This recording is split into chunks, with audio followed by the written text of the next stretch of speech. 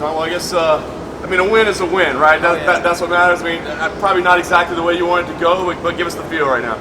You know, because of the change of opponents, I had to kind of adapt my style and look where the biggest advantage was in the fight, and I believe it was on the ground. You know, he has a kickboxing background, he's fought in Glory, etc., etc. So I believed I had a big advantage on the ground. I wanted to feel him out in the first round, to draw him into a bit of a wrestling match. And then somewhere in the first or second, I broke my knuckle or my top of my hand. So I couldn't let my hands go as much as I wanted, so I just had to keep on wrestling, you know. Interesting. So I was going to ask, I mean, obviously we wouldn't expect you to wrestle that much, but so a little bit planned, a little bit had to change on the fly? I mean, the plan was always to go into the first round and grind him a bit and get him tight. So I did take the fight on short notice, so I was trying to drain him out a bit and then let my hands go from the second, but I could feel there was something wrong, and I believed I could get the fight to the ground and finish it.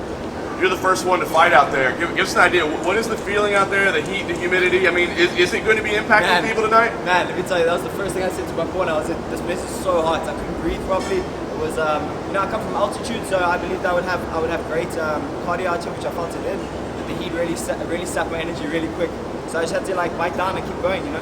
No, well, like I said, you got the win. That's what matters. What's next? I mean, it sounds like you may have to heal up a little bit, but what's the plan? I'm gonna go home and see what happens with this. Get my doctor to check it out, and then we'll speak to my management team and go from there. Don, it seemed the takedown was harder to get than you thought.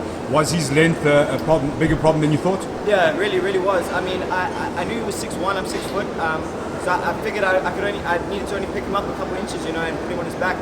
But he was a lot taller. He felt a lot taller than 6'1", so you know, his length really did play a difference. Besides that, was there anything else that surprised you?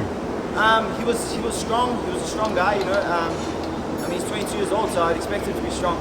So yeah, I mean, man, in this game you have to adapt. You can't just go in and think that your game plan's going to go the way it works, the way it is. But I just had to adapt in the fight, and you know, the end result's the end result. And it was about 2 weeks that you had notice for the change of opponent. What was your first reaction when you heard that Magomed was pulled from this fight? Yeah, I think it was 17 days or something. But you know, at first I was really upset because I thought that was going to be a great fight. I thought we'd have a really good fight. We'd probably put on fight of the night or get a bonus each. This is the sport. We have to adapt. You know, there's nothing we can do about it. If it happens in the next fight, I have to do the same thing and adapt. And just look at the opponents and go from there. Is he someone that maybe you'd still like to fight maybe later down the line? Sure, of course. You know, there's a bunch of guys that I like to fight. You know. But again, it's not up to me, it's up to the UFC and my management team, depending on what we want to do next. And Cyborg was at your gym not too long ago. What was it like having her there to train? It was awesome to have someone like Cyborg just in South Africa, you know. We don't get many superstars in South Africa, you know, it's quite a far place. So it was amazing to have her there and for her to share her knowledge and for her to see what kind of talent we have in South Africa. You know, we've got my friend JP Bass, who's right there on the cuff of getting signed for the UFC, and when he gets in here, he's going to shake up the bantamweight division for sure. And what's it like being, you know, one of the only people from South Africa in the UFC? What's it like to be able to wave the flag here in Adaptability? It means everything to me, you know. My country, we're going through some hard times at the moment. We're going through a few tough times, and my message was to say, you know, we're South Africans, let's pull together and let's stop killing each other. Let's band together and let's bring the country up rather than bring it down. Can you see UFC maybe, obviously, you know, there's a lot of African champions now, a lot of tennis women from Africa. Do you see the UFC going to Africa anytime soon?